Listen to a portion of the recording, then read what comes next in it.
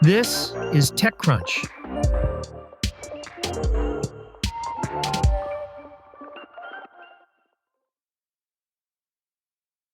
A hacktivist remotely wiped 3 white supremacist websites live on stage during their talk at a hacker conference last week, with the sites yet to return online.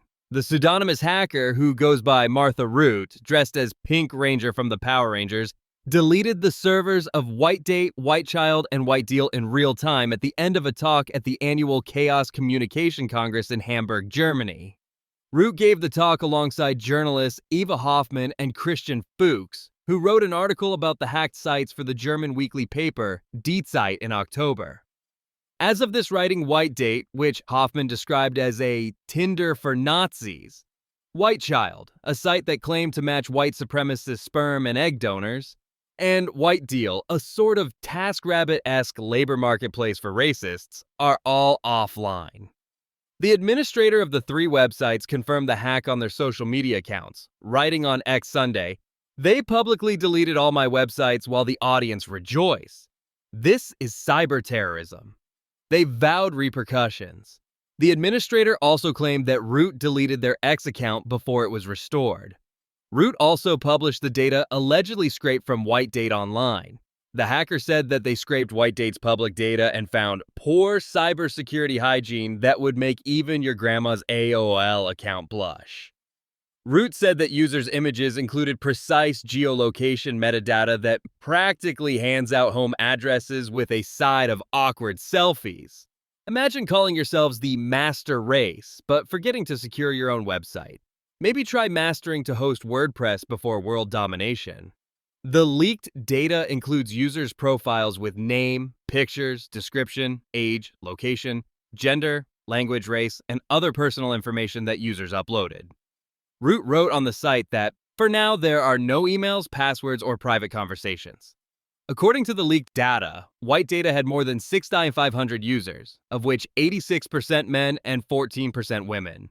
Root quipped that was a gender ratio that makes the Smurf Village look like a feminist utopia. Root infiltrated the sites using AI chatbots that bypassed verification processes and were verified as white, according to the talk's abstract. A nonprofit collective that stores leaked data sets in the public interest, announced that it has received files and user information from the 3 white supremacist websites. The collective, which calls this release White Leaks, has not publicly released the data but is instead asking verified journalists and researchers to request access to the full 100-gigabyte dataset.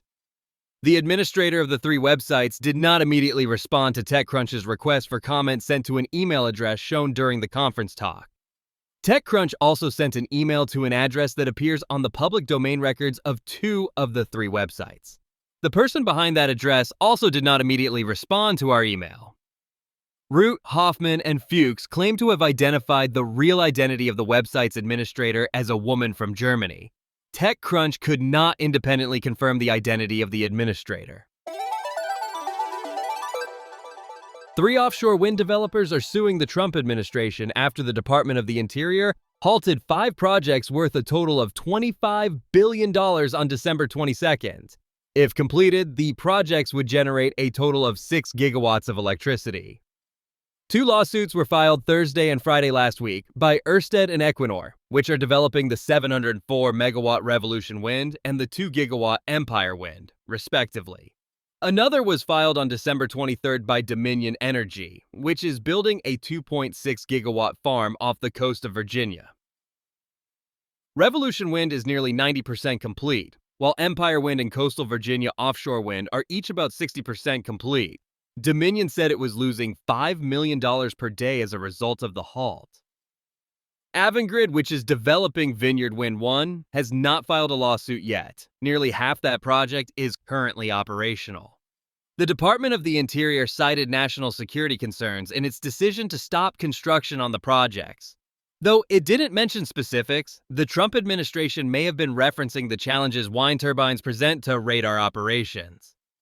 The Department of Energy had issued a report that discussed this security concern, as well as solutions to it, in February of 2024. Wind turbines' whirling blades have been known to stymie radar systems. But researchers in the government and private companies have been working to mitigate the problem for well over a decade. Choosing the precise site for wind energy projects is one of the biggest ways to ameliorate interference. The Bureau of Ocean Energy Management coordinates with the Military Aviation and Installation Assurance Siting Clearinghouse to review each proposed offshore wind project on a project-by-project basis, and would attempt to deconflict concerns related to individual projects or multiple projects, according to Vineyard Wind 1's environmental impact statement. Newer radar systems can filter the noise that wind farms produce through adaptive processing algorithms. Rand Corporation senior engineer Nicholas O'Donoghue previously told TechCrunch. Vineyard Wind 1 agreed to help fund radar adaptations and to curtail operations when asked by the Pentagon, for example. Earlier last year, the Trump administration halted approvals for new offshore wind projects in addition to pausing work on Empire Wind and Revolution Wind. The latter restarted after New York State negotiated with the Trump administration, while a federal judge struck down the stop work order for Revolution Wind. That's it from TechCrunch. For more stories like these, go to TechCrunch.com.